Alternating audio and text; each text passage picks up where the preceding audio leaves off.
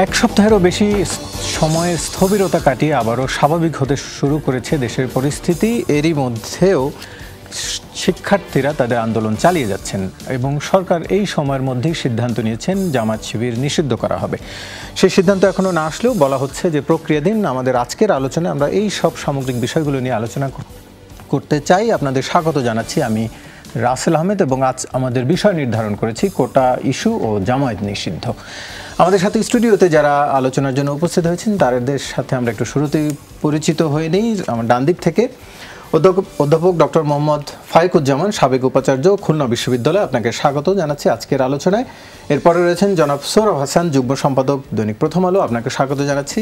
এবং রয়েছেন ডক্টর মোহাম্মদ সিদ্দিকুর রহমান খান, অধ্যাপক, ইসলামের ইতিহাস ও সংস্কৃতি বিভাগ, ঢাকা বিশ্ববিদ্যালয়, আপনাকেও স্বাগত আজকের এই আলোচনায়। যেটি আমরা বলছিলাম শিরোনামের সাথে মিল রেখেই একটু আলোচনা শুরু করতে চাই। জনাব সোহরাব হাসান, একটু আপনাকে দিই। আজকে যে আন্দোলনের কথাই বলছিলাম, যেটি যে শিক্ষার্থীদের আজকের কর্মসূচি ছিল মার্চ ফর জাস্টিস, দেশের বিভিন্ন জায়গায় এই কর্মসূচি পালিত হয়েছে। তার মধ্যে আমরা দেখলাম সংবাদে যে বরিশালে পুলিশের বাধার প্রেক্ষিতে বেশ কয়েকজন আহত হয়েছেন, তার মধ্যে 4 জন সাংবাদিকও রয়েছে, সহ আরও 10-12 জনের মতো আহত হয়েছেন। বিভিন্ন জায়গায় পুলিশের বাধা ছিল। একটু আপনার মন্তব্য জানতে চাইছি। তার মানে কি আন্দোলন চলমান, এখনও থেমে যায়নি? ধন্যবাদ। না, আন্দোলন তো থামেনি। আজকে যেমন আছে, কালকেও কর্মসূচি আছে।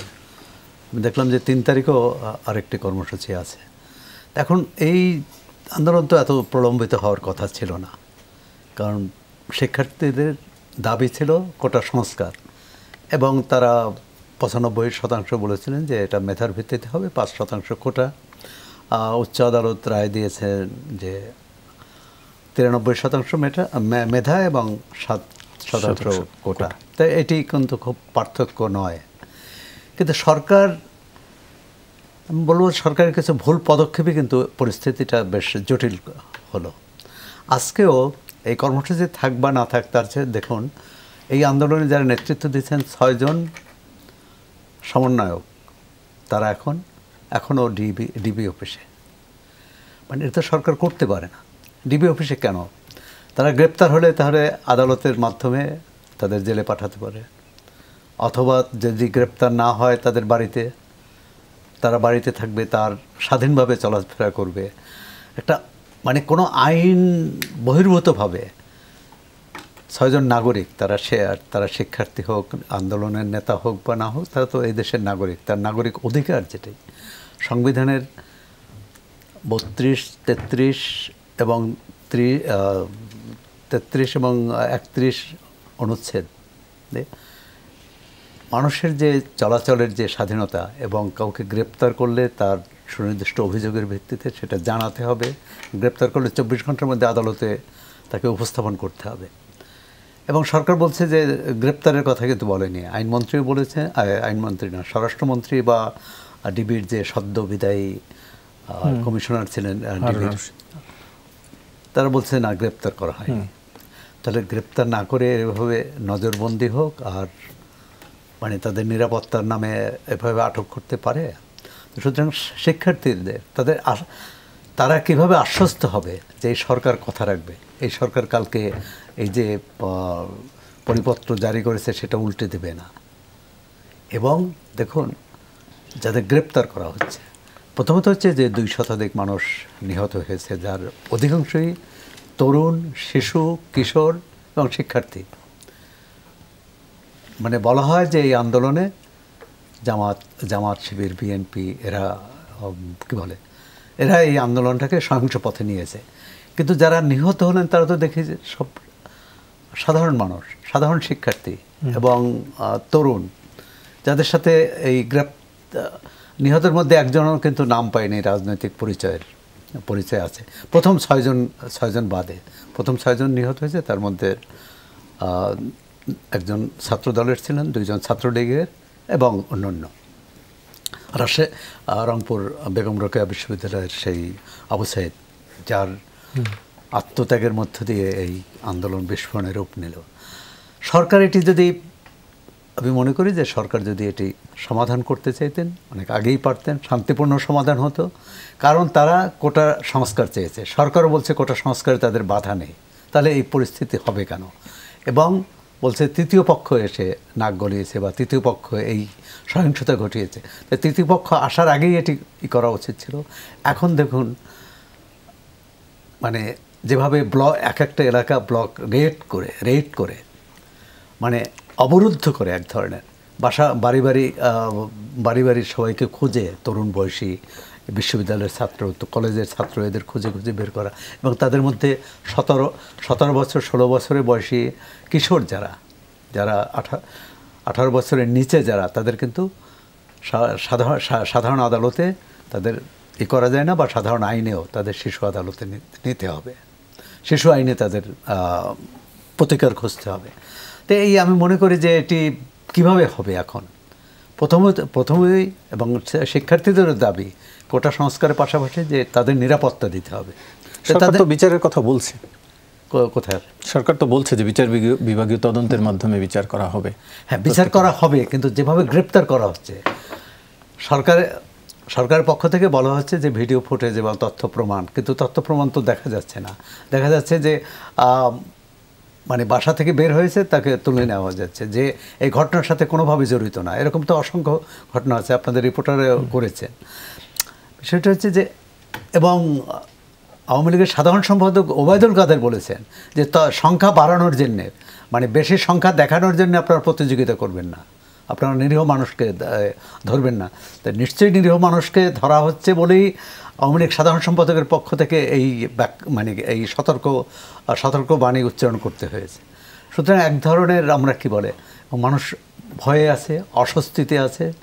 অর্থনীতির অবস্থা জানেন যে স্বাভাবিক এখনও হয়নি, যোগাযোগ ব্যবস্থা যদিও কিছুটা সহজ হয়েছে, কার্ফিউ শিথিল করা হয়েছে, কিন্তু যারা আন্দোলন করেছে তাদের দাবি মেনে নেওয়া হয়েছে বলেন, তাহলে তাদের অন্য যে বিশেষ করে তাদের নিরাপত্তা, বিশ্ববিদ্যালয় খুলে দেওয়া, এবং সবার আগে যেটি করা উচিত, এই 6 শিক্ষার্থী যারা আন্দোলনের নেতৃত্ব দিয়েছেন তাদেরকে সসম্মানে বাড়িতে পৌঁছে দেওয়া।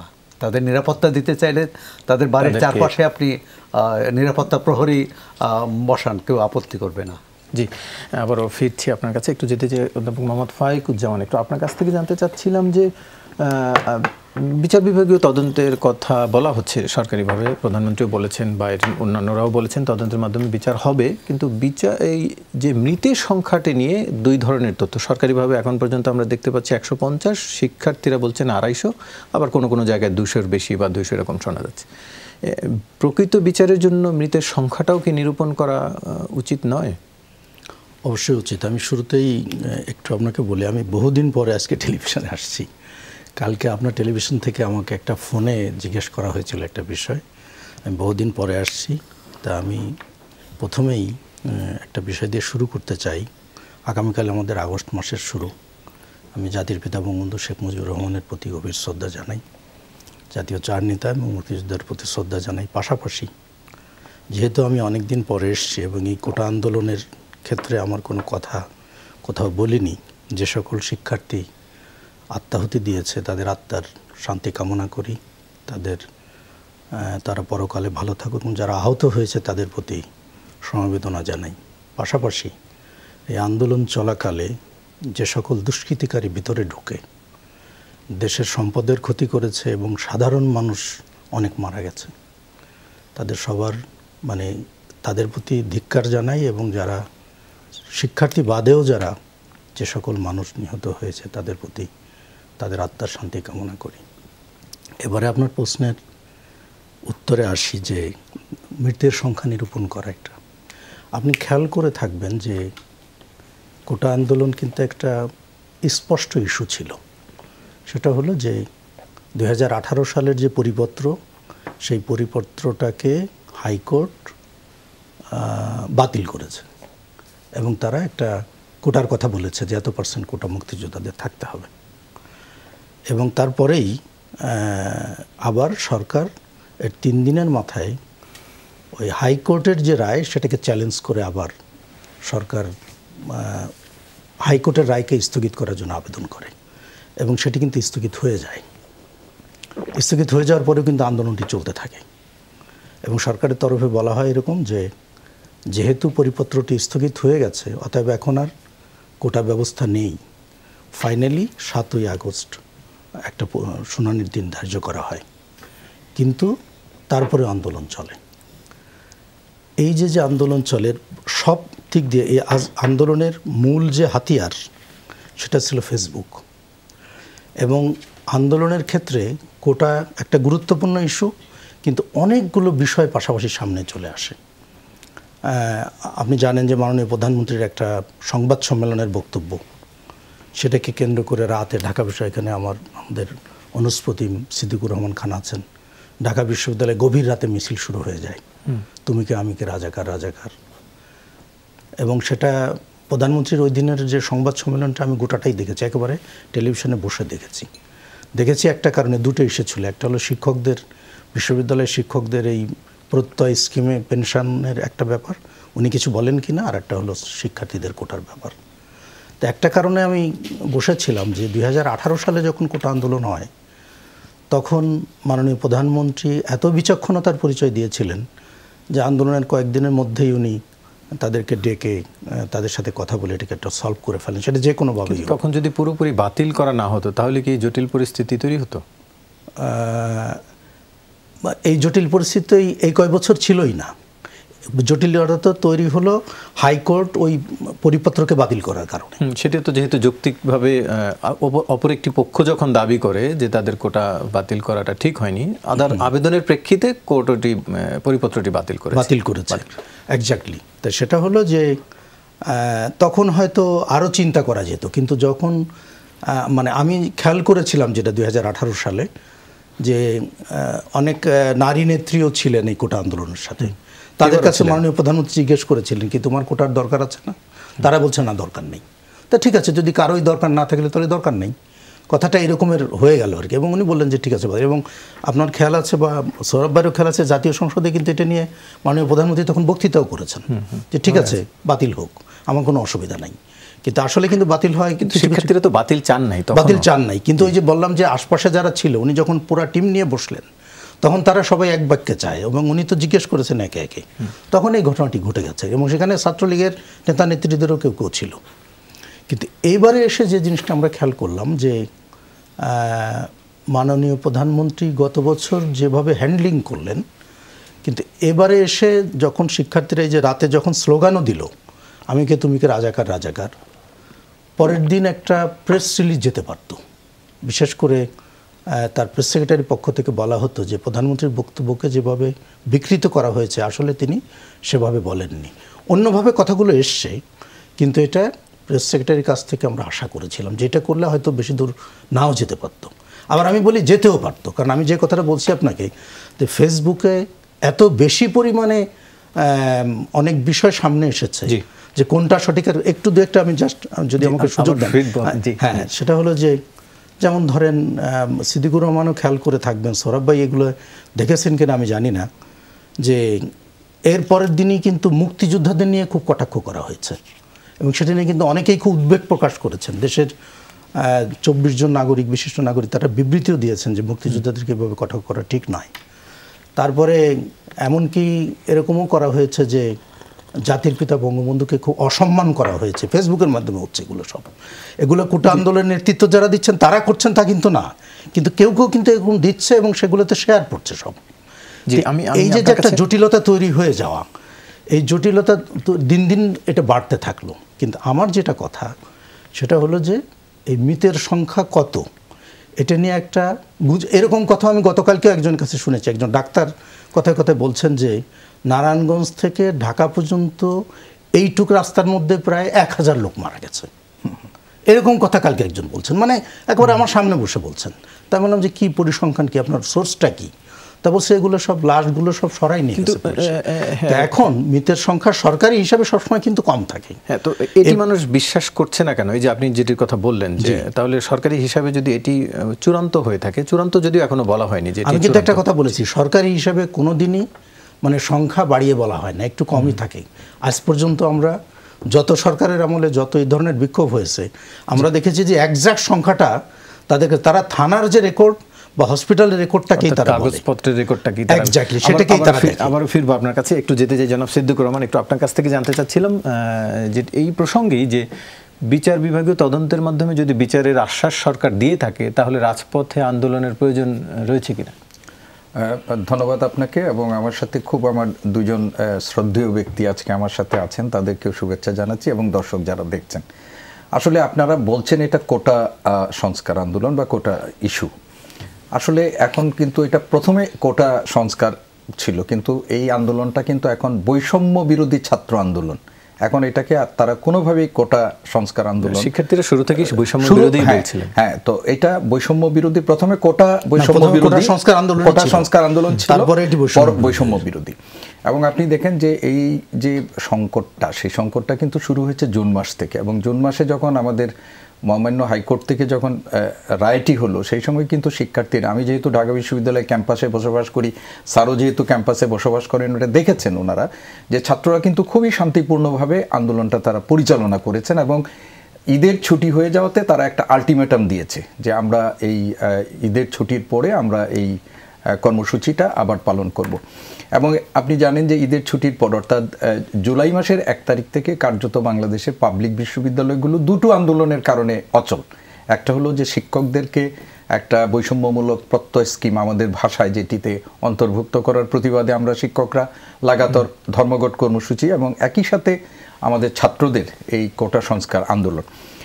কোটা সংস্কার আন্দোলন যারা করেছেন, আমরা যারা শিক্ষকরা আছি, আমরা পত্রপত্রিকায় দেখেছি যে সরকারকে কিন্তু ওয়ার্ন করা হয়েছে গোয়েন্দা সংস্থাতে, যে শিক্ষকদের আন্দোলন নিয়ে আপনি মোটেই বিচলিত হওয়ার কারণ নাই, কারণ যে শিক্ষক সমিতিগুলো এই দায়িত্ব পালন করছে বা আন্দোলনটা করছে, এরা প্রত্যেকেই হলো সরকার সমর্থক সংগঠনের, অতএব সরকারকে বিব্রত হইতে হয় এই ধরনের কোনো কার্যক্রম হবে না। তবে শিক্ষার্থীদের ব্যাপারে এই আন্দোলন কতদূর যেতে পারে, গোয়েন্দা সংস্থাগুলো সরকারকে সতর্ক করেছে, এবং সৌরভ ভাইয়ের যে পত্রিকা, সেই পত্রিকায়ও আমরা এটা রিপোর্ট দেখেছি।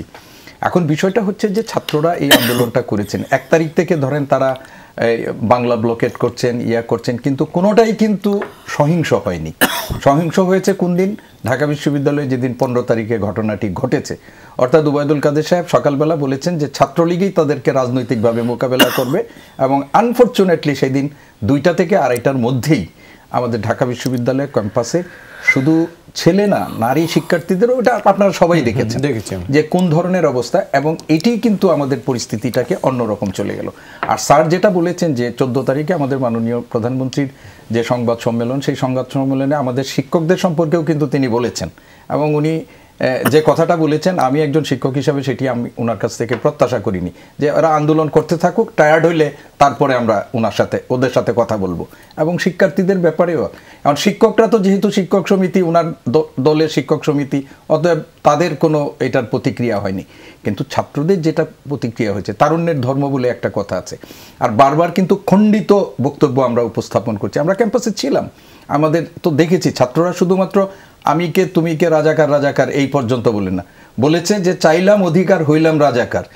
কে বলেছে স্বৈরাচার, কে বলেছে সরকার, এই কথাগুলো কিন্তু পড়ে, কিন্তু খণ্ডিত অংশটাকে কেউ আমরা ব্যবহার করেছি, আবার তারাও এইভাবে বলেছেন, বলে কিন্তু পরিস্থিতিটা রাতের বেলা হাজার হাজার ছেলে মেয়ে, এবং তারাও কিন্তু সেই রাতেও কিন্তু নিরাপদেই সবাই আবার হলে 2টা 3টা ফিরে গেছে, শিক্ষার্থীরা কোনো রকম হয়নি। কিন্তু এর ধারাবাহিকতায় যখন এই ঘটনাগুলো ঘটলো, তখন কিন্তু এটা কোটার মধ্যে আর ছিল না, তখন শিক্ষার্থী হত্যা। এখনকার যে পরিবেশ, তাতে যদি সরকার বিচার বিভাগীয় তদন্তের মাধ্যমে, সবাই তো যে কোনো বিষয়ের জন্য বিচার বিভাগীয় তদন্ত চায়, সেটি যদি সরকার করার আশ্বাস দিয়ে থাকে, তাহলে আন্দোলন আপনি দেখেন এটা কিন্তু এখন আর তাদের এক দফা কোটার মধ্যে নেই, এখন তাদের দফা হলো 9টা, তাদের দফা 9টি, এবং ছাত্রদের বক্তব্য হচ্ছে এখন যে কোটা এখন পরে, আগে হলো আমার ভাইয়ের উপর যে নিপীড়ন হয়েছে। আর স্যার যেটা বলেছেন, আমি এটার সাথে যুক্ত করতে চাই, ছাত্ররা যে শুধুমাত্র বৈষম্যের, মানে কোটা বৈষম্যের জন্য এই আন্দোলন করেছে তা না, এর সাথে যুক্ত হয়ে গেছে দীর্ঘদিন ধরে তাদের হলগুলোতে ছাত্রদের উপর যে ধরনের, মানে এক সরকারি ছাত্র সংগঠনের যে ধরনের অত্যাচার, নিপীড়ন, সেগুলো যুক্ত হয়েছে। সেটি না হয় ঢাকা বিশ্ববিদ্যালয়গুলোতে, কিন্তু বা অন্য বিশ্ববিদ্যালয়গুলোতে, কিন্তু কলেজের শিক্ষার্থীরা বা প্রাইভেট ইউনিভার্সিটির শিক্ষার্থীরা, আপনি দেখেন যখন ইস্যুটা আসছে, প্রাইভেট ইউনিভার্সিটির ছাত্ররা কখন আসছে? যখন একাধিক ছাত্র নিহত হয়ে গেছে। এবং আপনি দেখেন এইবারের আন্দোলনের সবচেয়ে বড় বৈশিষ্ট্য যেটা আমি বলবো, যে আন্দোলন সংগ্রাম, সৌরভ ভাই বলবেন, স্যারও বলবেন, সবসময় মধ্যবিত্ত, আমি শেষ করে দিচ্ছি, মধ্যবিত্ত শ্রেণীর বা নিম্ন মধ্যবিত্ত, এইবার উচ্চ মধ্যবিত্ত বা মানে উচ্চবিত্তের ছেলেরাও আসছে, এবং আন্দোলনটা একসময় যখন প্রাইভেট পাবলিক ইউনিভার্সিটি বন্ধ করে দেওয়া হলো, আন্দোলনটা কার্যত চলে গেছে কিন্তু প্রাইভেট ইউনিভার্সিটির হাতে। জি, আমরা আবার আলোচনায় ফিরবো, তবে একটি বিরতি নিয়ে আসতে চাই। দর্শক, ছোট্ট একটি বিরতির পর ফিরছি, সঙ্গেই থাকুন।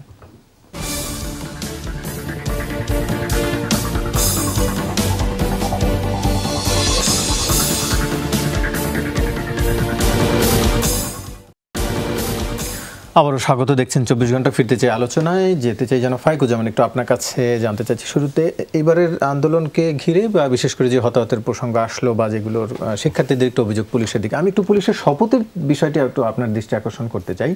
শপথের দিকে তাকালে যেটি দেখা যায় যে দুইটা ভাগে, প্রথম দিকে শপথের বিষয়বস্তুতে বলা হচ্ছে বিশ্বাসের কথা রাষ্ট্র সংবিধানের প্রতি, পরের পার্টে দায়িত্বের কথা। দায়িত্ব যদি কোট করি এরকম: দেশের আইন শৃঙ্খলা ও জনগণের শান্তি নিরাপত্তা নিশ্চিত করার লক্ষ্যে সর্বোচ্চ ত্যাগ ও দেশ সেবার মনোভাব নিয়ে আমার উপর অর্পিত দায়িত্ব পালন করব।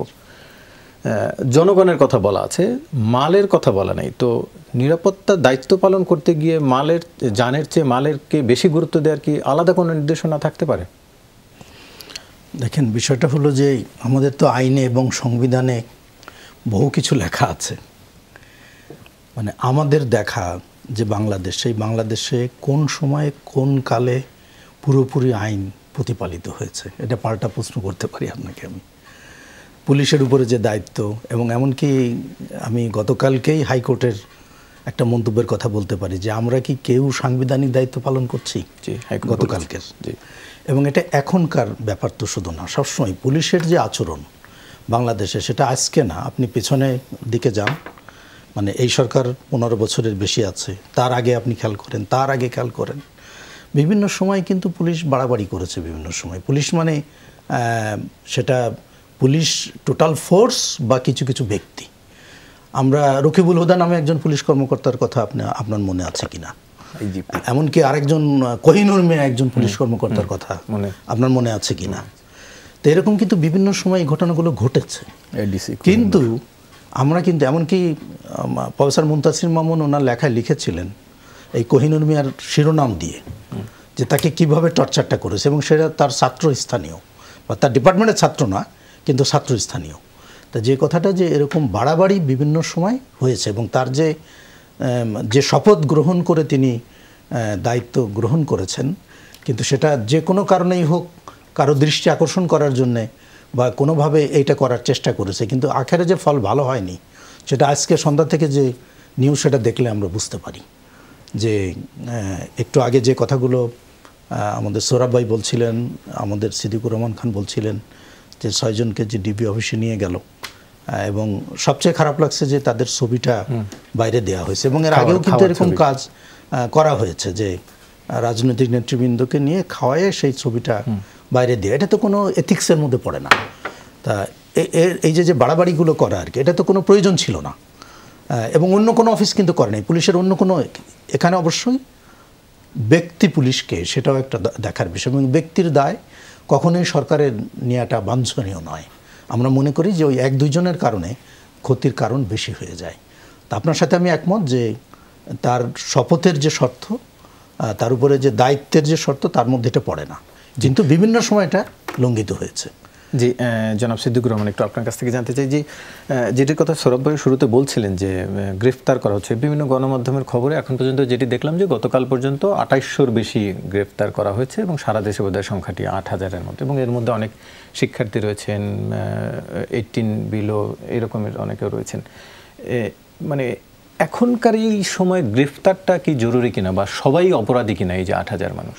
দেখুন, আসলে বাংলাদেশের যদি পুলিশের স্যার একটু আগে বললেন, এই যে সম্প্রতি আমরা বলবো যে একটা ছাত্র আন্দোলন প্রায় স্থিমিত হয়ে যাচ্ছিল, সেই আন্দোলনটাকে একটা নতুন রূপ দিয়েছেন তিনি হলেন আমাদের ডিবি প্রধান বলি। কিন্তু আমাদের পুলিশ আইনে নাকি এই ধরনের ডিবি প্রধান বলে কোনো নেই, কিন্তু আপনারা মিডিয়া ওনাকে ডিবি প্রধান বানিয়ে এমন একটা অবস্থানের মধ্যে দিয়েছেন যে তিনি যে কাজটা সর্বশেষ করলেন।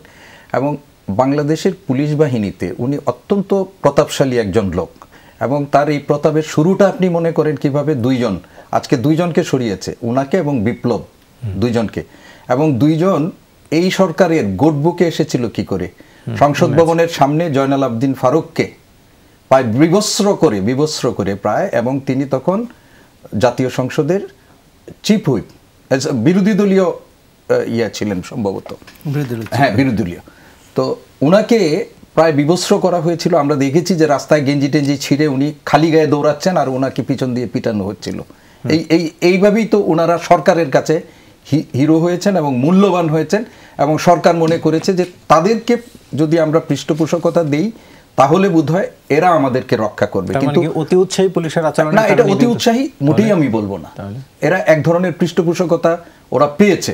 আপনি বাংলাদেশের পুলিশ বাহিনীতে দেখেন, ডিবি প্রধান আগে ছিল না, আমরা দেখি নাই, আমরা বাংলাদেশে ছিল। আপনি কি পুলিশ প্রশাসনে আমরা এই গত কয়েক বছর ধরে যা দেখছি, এই অফিসটার বাইরে পুলিশ বাহিনীতে যে একজন আইজিপি আছে, পুলিশ বাহিনীতে যে একজন কমিশনার থাকে, তাদের অবস্থানটা কোথায় ছিল এবং সর্বশেষ উনি যে কাজটি করলেন, শুধুমাত্র ওই যে খাবারের হোটেল, ভাতের হোটেল নাম হয়ে গেছিল ডিবির অফিসের সামনে, আপনি তাদের নিরাপত্তা হেফাজতে দিয়েছেন। কেউ নিরাপত্তা তা চায়নি। আপনি বলেছেন কি যে আমাদের কাছে প্রতীয়মান হয়েছে আমরা পর্যবেক্ষণের মাধ্যমে যে তাদের নিরাপত্তার দরকার, এবং নিরাপত্তা করতে যেয়ে আপনারা যে কাজটি করলেন, এটি বাংলাদেশে আওয়ামী লীগের মতো দলের কাছে প্রত্যাশা করা যায়? এদেরকে আরও আগেই আপনি যদি ওদেরকে প্রেশার দিয়েও উইথড্র করতেন, সেটা কোনো মন্ত্রীর কাছে বসিয়ে নিয়ে করতে পারতেন, মানে একটা ইয়ার মধ্যে বেসামরিক ইয়ার করতে, আপনি ডিবির মধ্যে রেখে এটা করেছেন। এখন এই যে পুলিশের এই কাজটা কেন? পুলিশের যেহেতু এই সরকারকে পুলিশের উপর নির্ভর করতে হয়েছে, আপনি দেখেন 3টা নির্বাচন করতে হয়েছে, সেখানে আওয়ামী লীগের কর্মীর গুরুত্ব ছিল না, দরকার ছিল এদের কাছে, এবং এই জন্যই তারা অনেক বেশি এক্সারসাইজ করেছেন। এবং এই যে 200-র কথা আপনারা বললেন, যে বাংলা 200 হোক 150 হোক, সংখ্যাটা কত বড়। শ্রীলঙ্কায় 10 জন একটা বিপ্লবের মাধ্যমে রাজা পাকসের সরকারের পড়ে গেছে 10 জন সেইখানে গণবিপ্লবে, আর সেইখানে আমরা 200 জন 250 জন 150 জন যাই বলি না কেন, সেটা তো হয়েছে। আর আপনি আমাকে যে প্রশ্নটা করেছিলেন যে পুলিশের, বাংলাদেশের পুলিশের আমরা এই গত কয়েক বছর ধরে যেটা দেখছি, যে একটা মামলা করে অজ্ঞাতনামা 5000 আসামি, এবং এর মধ্য দিয়ে পুলিশের একটা বিশাল বাণিজ্য, এবং এই বাণিজ্য প্রক্রিয়া চলতে থাকে, এবং এই বছরও এটা হচ্ছে। এবং সবচেয়ে যেটি আমাদের কাছে খারাপ, ছাত্ররা আমাদেরকে বলছে যে স্যার, আমরা ছাত্র যে ঢাকা বিশ্ববিদ্যালয় বা সেই পরিচয়টা আমরা দিতে পারি না, কেননা ছাত্র শুনলেই আমাদের হয় গ্রেপ্তার, না হলে আমাদের জন্য নিপীড়ন। আবার ফিরছি আপনার কাছে, আলোচনা একটু যেতে চাই জনাব সরওয়ার হোসেন, একটু আপনার কাছে। আজকে যেটি আমরা সংবাদে দেখলাম, বাংলাদেশের বিরাজমান পরিস্থিতিতে অংশীদারিত্ব চুক্তির আলোচনা স্থগিত করেছে ইইউ। আমরা জানি যে ইইউ একটি বড় অংশীদার, বাণিজ্যিক অংশীদার বাংলাদেশের সাথে সম্পর্ক হিসেবে। এটি আন্দোলনের ইম্প্যাক্ট আর কত দূর যেতে পারে, বা এর ভবিষ্যৎ প্রভাব কি? না, শুধু বাণিজ্যিক না, বিনিয়োগেরও একটা বড় অংশীদার, এবং ইউ বেশ কড়া ভাষায় কিন্তু প্রতিবাদ জানিয়েছে, জাতিসংঘ কড়া ভাষায় জানিয়েছে, যুক্তরাষ্ট্র সিনেটে প্রস্তাব হয়েছে, সিনেটে প্রস্তাব হয়েছে, জি প্রস্তাব হয়েছে। সবটা মিলে এক ধরনের কিন্তু আমরা বিপদে আছি। এখন প্রশ্ন হলো, সরকার এই বিপদটা বুঝতে পারে কিনা, সরকারের যারা নীতি নির্ধারক তারা পারেন কিনা। যদি পারেন তাহলে দ্রুত এর কী বলে প্রতিকারের ব্যবস্থা করবেন। মানে কূটনৈতিক ভাষায় জাতিসংঘ তো আর এখানে সৈন্য পাঠিয়ে বাংলাদেশে করবে এটা মনে করি না। হ্যাঁ, কিন্তু কথা হচ্ছে যে আধুনিক রাষ্ট্র চলে আইনের দ্বারা। তা আইন কোথায় কোথায় ব্যর্থ হয়েছে, আইন কিন্তু যারা প্রয়োগ করে তাদের জন্য প্রযোজ্য। এখানে সমস্যাটা হচ্ছে কি, সাধারণ নাগরিক আইন মানতে বাধ্য, না মানলে তার বিরুদ্ধে ব্যবস্থা নেওয়া হয়। সেটা আপনার রাজপথে গুলি করা হোক, অথবা বাড়িতে যেয়ে ধরে নেওয়া হোক, অথবা মামলা দেওয়া হোক। কিন্তু সাধারণ মানুষ কোথায় যাবে? তারা যখন নিগৃহীত হয়, তারা যখন কী বলে অন্যায় অত্যাচারের শিকার হয়, তারা কোথায় যাবে?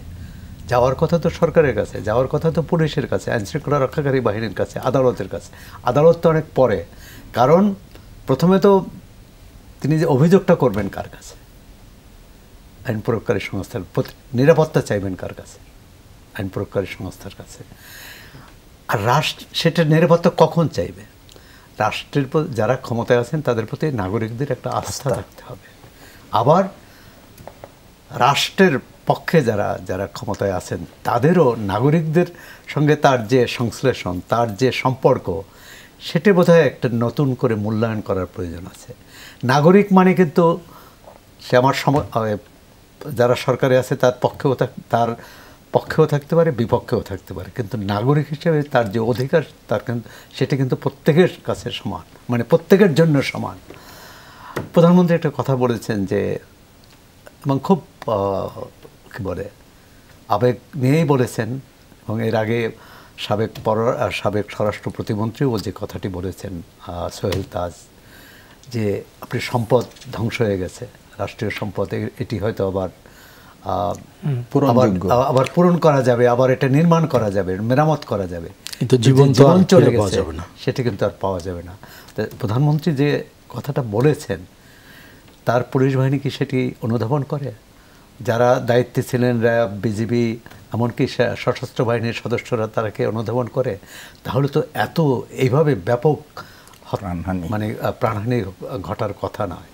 কারণ আপনি দেখেন, জামাত শিবির, বিএনপি ইত্যাদি কথা বলা হয় যে তারা সহিংসতা করেছে, তার হয়তো করেছেও, কিন্তু আমরা তো হতাহতের যে তালিকা, সেখানে তো তাদের নাম পাই না।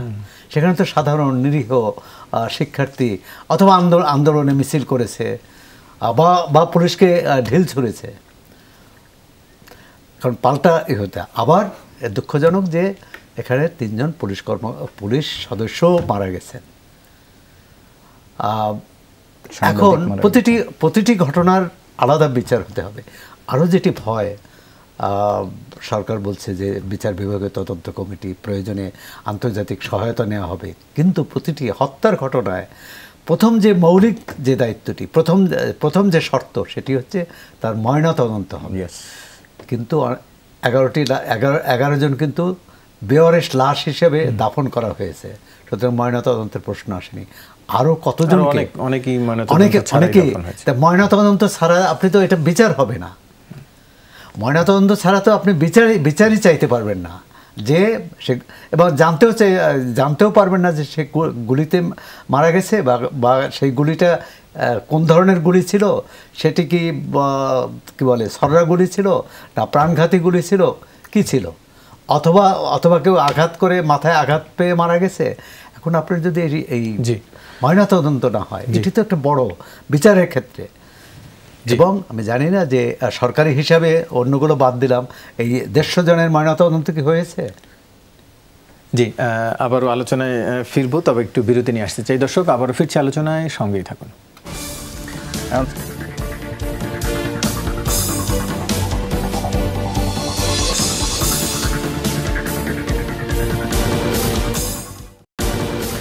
আবারও স্বাগত। দেখছেন 24 ঘন্টা ফিরতেছে আলোচনায়। যেতে চাই জনাব ফায়েকুজ্জামান, একটু আপনার কাছ থেকে জানতে চাচ্ছি যে জামাত নিষিদ্ধের কথা সিদ্ধান্ত নেওয়া হয়েছে। 71-এর ভূমিকার জন্য জামাত নিষিদ্ধের এর আগে আদালতেরও এক ধরনের ছিল, যে ভূমিকা ছিল, কিন্তু সন্ত্রাসী ভূমিকার জন্য এখন নিষিদ্ধ হতে যাচ্ছে। এই ভূমিকার কি কোনো প্রমাণ রয়েছে সরকারের হাতে বা আদালতের কাছ থেকে? দেখেন, যে কথাটা বলা হচ্ছে, কিন্তু আপনি নিজেই বলছেন প্রথম দিকের আপনার কথার শুরুতেই, সেটা হলো হাইকোর্টের কিন্তু একটা জাজমেন্ট আছে এবং আপিল বিভাগেরও আছে। জামাতের কিন্তু নিবন্ধন নেই। এই নিবন্ধন নিয়ে জামাত ফাইট করেছে অনেক বছর। তারপরে আপিল বিভাগেও যে কিন্তু নিবন্ধন বাতিল হয়েছে, অর্থাৎ জামাতের নিবন্ধন থাকবে না। সেই সূত্রে যদি এই কাজটি করা হয়, তাহলে কিন্তু সেটা আদালতের রায়ের আলোকে করা। এবং একটা কথা, এটা আমার বিশ্বাস থেকে বলছি আমি। আজকে মন্ত্রী বলেছেন যে এই সন্ত্রাসী ভূমিকা, হ্যাঁ, সেটা আমি সেই কথাটা বলছি যে আমার একটা বিশ্বাসের জায়গা থেকে বলি যে বাংলাদেশে যে কথাটা সিদ্দিকুর রহমান খান এমনি আমাদের আলাপচারিতায় আমরা আলাপ করছিলাম, যে গত শনিবারে যে তাণ্ডবগুলো হয়েছে, আমাদের কোটা আন্দোলন বা বৈষম্য বিরোধী ছাত্র সমাজ, তারা অবশ্যই এর সাথে যুক্ত না, কোনো শিক্ষার্থী করেনি। মানে মেট্রো রেল বলেন, বিটিভি ভবন বলেন, এবং অন্যান্য স্থাপনা যেগুলো কয়েক হাজার কোটি টাকার ক্ষতির যে ব্যাপারগুলো আসছে, এগুলো কিন্তু ট্রেন্ড লোক ছাড়া কোনোভাবেই সম্ভব না। মানে অবশ্যই প্রশিক্ষিত মানুষ ছাড়া এই মুহূর্তের মধ্যে এইটা করতে পারবে না।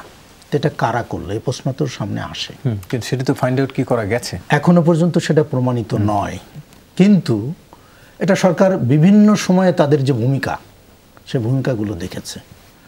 এর আগে আপনি 2013-14 সাল আপনি দেখেন, সাইদির যে মামলার বিচার হলো, তারপরে কাদের মোল্লার মামলার বিচার হলো, তারপরে তাদের যে সারা দেশের তাণ্ডব, সেই পরিপ্রেক্ষিতে হয়তো সরকার বলছে যে তারা ছাড়া এটা কেউ করে নাই। মানে ধারণা আসলে এখন পর্যন্ত তারা ছাড়া সেটা কেউ করে নাই। এমনকি সেখানে কিন্তু বিএনপিকেও কিন্তু ওরকম অতটা জোরালো ভাষায় দোষারোপ তারা করছে না। কিন্তু এখানে আমার একটা কথা আছে, কথাটা হলো যে জামাতের রাজনীতি এখনো পর্যন্ত নিষিদ্ধ হয়নি, আমরা এই বসে আছি হয়নি। রাজনীতি নিষিদ্ধ করলেই কি সব শেষ হয়ে যাবে? যে আমি সেই আলোচনায় ফিরবো। এই জায়গাটাতে আমার শুধু একটা কথা বলে আমি শেষ করি, সেটা হলো যে তারা সমাজে এমনভাবে আত্মীকৃত হয়েছে, এমনকি বিভিন্ন পর্যায়ে ছাত্রলীগের মধ্যে তারা আত্মীকৃত হয়েছে, আওয়ামী লীগের মধ্যে আত্মীকৃত হয়েছে, সমাজের বিভিন্ন জায়গাতে। অতএব শেষ হবে না আমাদের এটা তাদের যে দর্শন, মানে তাদের যে মানুষ, তাদের যে বিভিন্ন কি বলে তাদের যে কমিটি বিভিন্ন ফর্মে থাকে, সেগুলোকে করা যাবে না। একটু জনাব সিদ্দিকুর রহমান, একটু আপনার কাছ থেকে জানতে চাচ্ছি, কোটা সংস্কার আন্দোলনের এই সময় সরকার জামাত নিষিদ্ধের সিদ্ধান্ত নিতে যাচ্ছে বা হয়তো হয়ে যাবে, আপনার মন্তব্য জানতে চাই। আচ্ছা, প্রথম কথা হলো যে স্যার যেটা বলেছেন যে এটা সরকার এখন উদ্যোগ নিচ্ছে, আমরা যেটাকে বুঝি যে 2009 সালের যে আমাদের সন্ত্রাস দমন আইন আছে সেটার ভিত্তিতে। কিন্তু জামাত তো কোর্ট তাকে জামাতকে বলেছে যুদ্ধ অপরাধী দল, এবং সেই থেকে 2014 সালে তাদেরকে বলা হয়েছে, এবং এতদিন পর্যন্ত খালি শুনছি যেহেতু সংগঠনের বিরুদ্ধে ওই আইসিটি অ্যাক্টের মধ্যে নাই, অতএব তাদের আইন পরিবর্তন করার। কিন্তু বাংলাদেশের রাজনীতিতে কম বেশি জামাতকে নিয়ে তো সবাই একটু খেলেছে রাজনীতিবিদরা, ফলে আওয়ামী লীগের কাছে প্রত্যাশা থাকলেও আওয়ামী লীগ এটা করে নাই, তারা মাঠের একটা কৌশল অবলম্বন 96 সালে মাননীয় প্রধানমন্ত্রী যেটা বলছেন।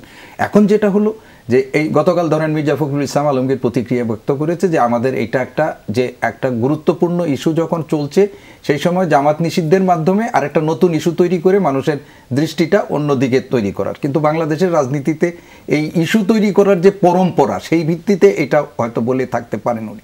এখন আমার যেটা বক্তব্য হচ্ছে যে জামাতকে যে প্রক্রিয়ার মধ্য দিয়ে নির্বাহী আদেশে তাকে একটা সন্ত্রাসী সংগঠন হিসাবে, মানে সন্ত্রাস দমন আইনের মাধ্যমে যদি হয়, তাহলে আমরা এতদিন ধরে যে তাদের যুদ্ধ অপরাধী হিসাবে চিহ্নিত করে আসছি, সেই কাজটা যে আওয়ামী লীগ সেটা প্রয়োগ করে যে করতে পারলো না, সেটার জন্য কিন্তু আওয়ামী লীগের একটা থাকবে। আর শেষ হলো, আমি স্যারের সাথে একমত যে জামাত এরা তো বাংলাদেশ থেকে বাইরে চলে যাবে না, ফলে কালকে সরকার যেটা মনে করছে যে জননিরাপত্তা সবকিছু শান্তি হয়ে যাবে, আমি ধারণা করি না। আমি সেটা নিয়ে একটু যেতে চাই, জানতে চাই জনাব সরওয়ার হাসান, একটু আপনার কাছে যেটি বলা হচ্ছে যে এবারের আন্দোলনে জামাত বা এই গোষ্ঠী অনুপ্রবেশ করে তারা এই সহিংসতা চালিয়েছে, যদি জামাত নিষিদ্ধ হয়ে যায় এরপরে কি এই অনুপ্রবেশ বন্ধ হয়ে যাবে, তারা মনে করবে যে আমরা নিষিদ্ধ দল আর যাব না ওখানে? প্রথমত হচ্ছে সরকারকে যথেষ্ট তথ্য প্রমাণ জনগণের কাছে হাজির করতে হবে।